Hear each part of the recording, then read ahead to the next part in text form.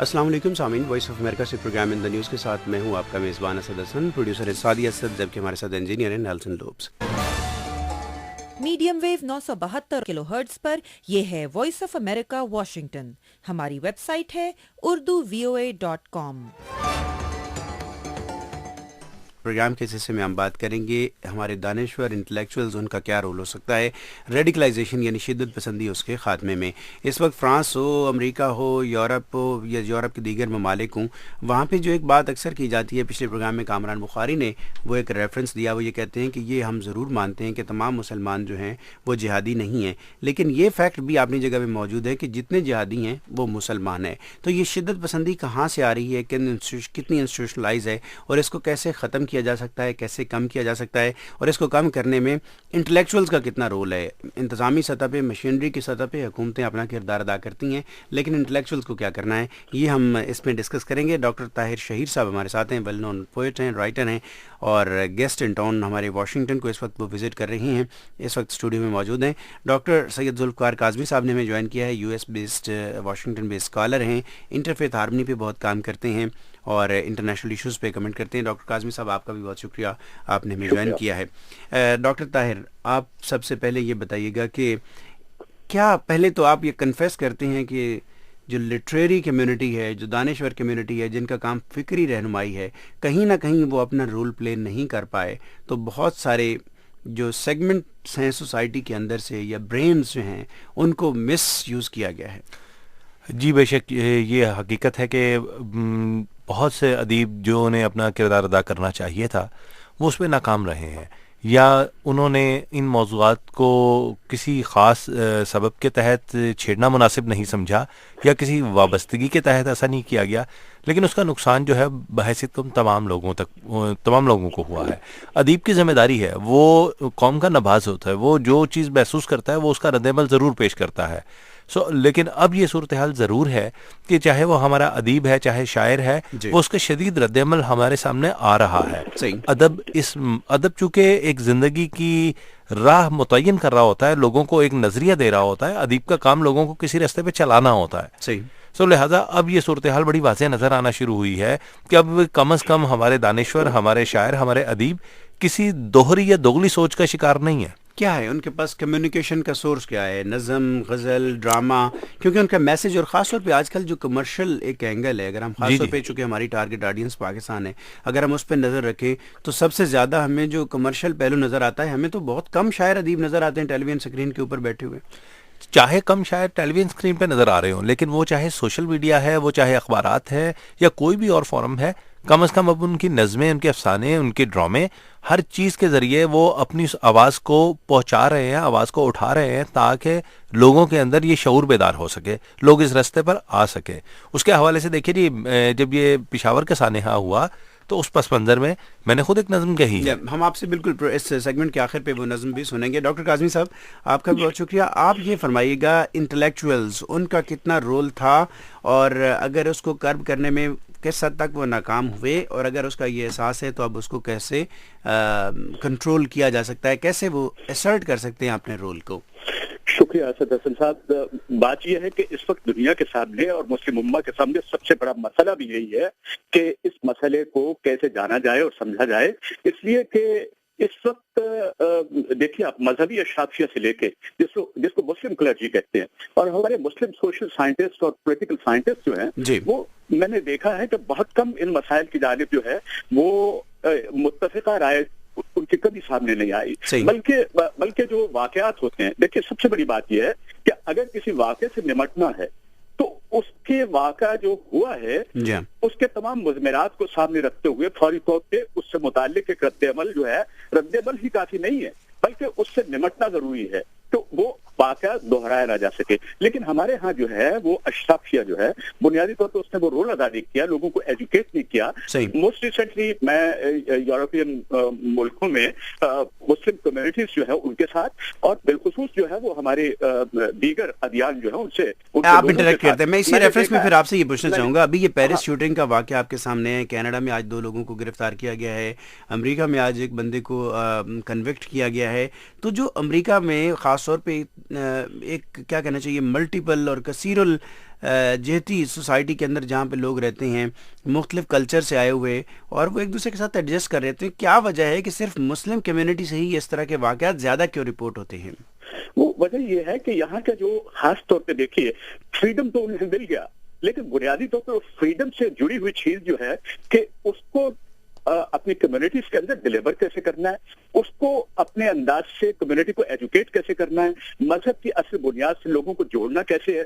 ہمارے مساجد کا نظام یہاں بھی 2000 سے زیادہ مساجد ہیں، اگر اپنا رول ادا کرنا چاہے اور مذہبی اشرافیہ رول ادا کرنا چاہے تو بنیادی طور پر ان کے پاس ایک بہت بڑی فورمز جو ہیں، ریلیجس فورمز جو ہیں وہ موجود ہیں، اور سب سے بڑی بات یہ ہے کہ ان کے پاس وہ ذرائع موجود ہیں جو آج دنیا میں اپنے خیالات کو پہنچانے کے لیے، اپنے واقعات کو صحیح سمت میں لوگوں کو سمجھانے کے لیے وہ سارے ذرائع یہاں پہ موجود ہیں۔ یہاں میڈیا ہیلپ کرتا ہے، دوسرے معاملات ہیں، لیکن افسوس کے ساتھ کہ ہمارا رول جو ہے وہ ابھی تک وہ متعین نہیں کر پائے جو ایک اصلاح کار کا رول ہوتا ہے، جو ایک فلاح کار کا رول ہوتا ہے، جس پہ اسلام نے بہت زور بھی دیا ہے۔ اور مذہب کی بنیادی ضرورت بھی یہی ہوتی ہے کہ اگر کوئی کہ وہ اپنا رول جو ہے وہ اسی پرسپیکٹو میں ادا کرے کہ معاشرے کی تعمیر ہو۔ اور سب سے بڑی بات یہ ہے کہ مذہب نے جس انداز سے یہاں پہ اور خاص طور پہ مسلم پرسپیکٹو میں بات کر رہا ہوں کہ تشریحات و تعبیرات جو ہیں وہ اس قدر عجیب و غریب ہیں مذہب کے متعلق کہ یہاں ایک دنیا میں ایک واضح تقسیم مسلمانوں کی ہوتے ہوئے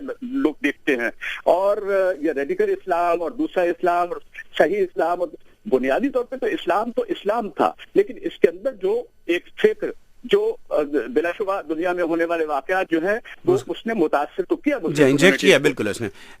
ڈاکٹر شاہیر صاحب، آپ یہ بتائیے گا کہ اس نیریٹو کو کیسے تبدیل کیا جائے جس کا حوالہ ہم نے پہلے بھی دیا کہ تمام مسلمان جہادی نہیں ہیں لیکن تمام جہادی مسلمان ہیں۔ جی یہ بھی خیر لازم نہیں ہم کہہ سکتے، ہم مذہب کے ساتھ جوڑ ہی نہیں سکتے ہیں۔ اسلام کو وہ کیسے استعمال کر جاتے ہیں یہ ایک علیحدہ موضوع بحث ہے، لیکن یہ بات طے ہے کہ اسلام تو ایک امن کی بات کرتا ہے، امن کا مذہب ہے، ہم تو سلامتی کی بات کرتے ہیں، ہمارا تو سارا پیغام ہی اس بنیاد پر ہے۔ اگر وہ لوگ جو کہ اس دہشت گردی کے دائرے میں آ رہے ہیں وہ ہم میں سے نہیں ہیں، وہ ہماری چھتری ضرور استعمال کر رہے ہیں، اسلام کا نام ضرور استعمال کر رہے ہیں، لیکن یہ بات بہت واضح ہے کہ وہ ایک رستہ اپنا کر، ایک ذریعہ اپنا کر، ایک حوالہ پکڑ کے وہ صرف ہمیں بدنام کرنے کے لیے رستہ اپناتے ہیں، اس سے زیادہ بڑھ کر اور ان کی کوئی اہمیت نہیں ہے۔ جی ڈاکٹر کاظمی صاحب، ایک منٹ میں آپ اس کو سم اپ کیجیے گا۔ اب آپ کے خیال میں ایک تو خیر وہ رول ہے جو آپ انٹرفیتھ میں کام کر رہے ہیں، لیکن رائٹرز کتنے فوکسڈ ہوں، کتنے ٹو دی پوائنٹ آپ کے خیال میں وہ میسج دیں، کیونکہ ہمارے پاس کچھ ٹائم ہے اور ہم نے ایک جو پشاور سہانے پہ ڈاکٹر شاہیر نے جس کو ایکسپریس کیا، اور ہمارا مقصد بھی وہی ہے کہ ہم جانیں کہ رائٹرز آج کے اس دور میں کتنے متاثر ہیں اور کتنا ریفلیکٹ کر رہی ہے ان کی پوئٹری یا ان کا کام ادب میں۔ تو آپ کے خیال میں کتنے فوکسڈ ہو کے ان کو ان ایشوز کو ایڈریس کرنا چاہیے؟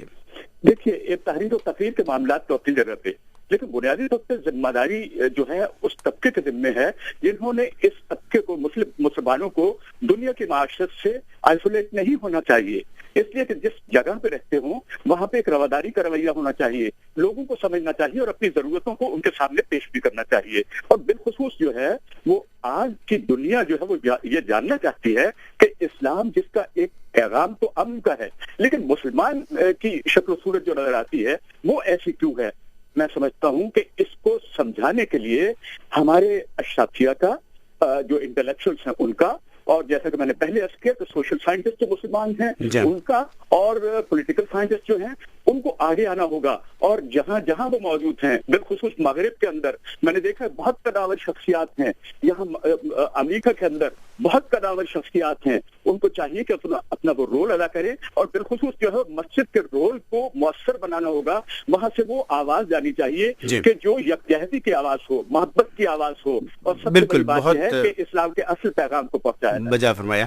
ڈاکٹر طاہر شہید صاحب، ہمارے پاس آخری 3 منٹ ہیں غالباً، میں آپ سے جاننا یہ چاہوں گا کہ ایک بہت بڑا اندھوناک افسوسناک سانحہ پچھلے مہینے پوری پاکستانی قوم نے جس کو فیس کیا، اور دنیا میں صرف پاکستانی نہیں، مسلمان نہیں، تمام انسان جنہوں نے اس واقعے کو سنا، شاید ہی کوئی آنکھ ایسی ہو جو اشک بار نہ ہوئی ہو۔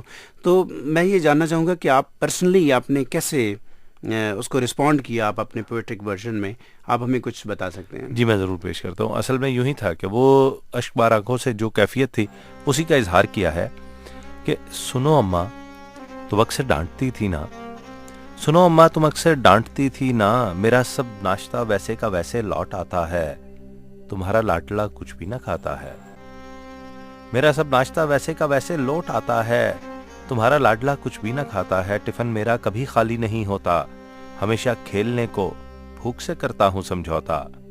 हमेशा चेक किया करती थी तुम, जो ही मैं घर आता तुम अक्सर रूठ जाती थी कि मैं स्कूल में कुछ भी नहीं खाता।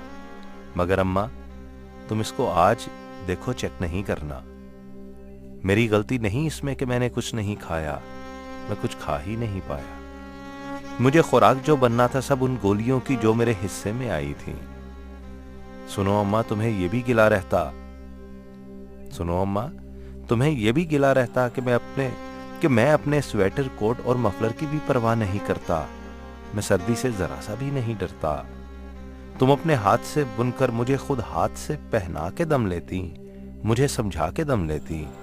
सुनो वो अधबुना मेरा स्वेटर रोक देना तुम, मुझे अब उस स्वेटर की कोई हाजत नहीं है माँ। कफन को कोट मफलर की जरूरत ही नहीं है माँ। मुझे मालूम है इनकार की आदत तुम्हें अच्छी नहीं लगती, मगर अम्मा यकीन मानो मिट्टी तले सर्दी नहीं लगती। मेरे बस्ते में सारी कॉपियों पे अधलिखे लफ्जों के मानी ढूंढना अम्मा, कि मैं उनको मुकम्मल कर नहीं पाया। मुझे तुम ये कहा करती कि देखो ध्यान से, पानी का कितना कापियों पे गिर गया तो लफ्ज सारे फैल जाएंगे। मगर ये खून के छींटे मेरे लफ्जों को रोशन कर रहे हैं माँ, मेरी धरती को कुंदन कर रहे हैं माँ। सुनो अम्मा, मेरी इन कापियों को थाम कर हरगिज ना तुम रोना, वगरना लफ्ज सारे फैल जाएंगे, वगरना लफ्ज सारे फैल जाएंगे। मेरी इन कापियों को थामते कुछ हौसला रखना, तुम अपनी आंख और इन कापियों में फासला रखना। मुझे एक बात बतलाओ, मुझे तुम झूठ कहती थी कि मैं नन्हा फरिश्ता हूं। फरिश्तों से तो कोई यूं नहीं करता, फरिश्ते मारने वालों का अम्मा दिल नहीं फटता, कि इन इंसानियत के कातिलों का दिल नहीं भरता।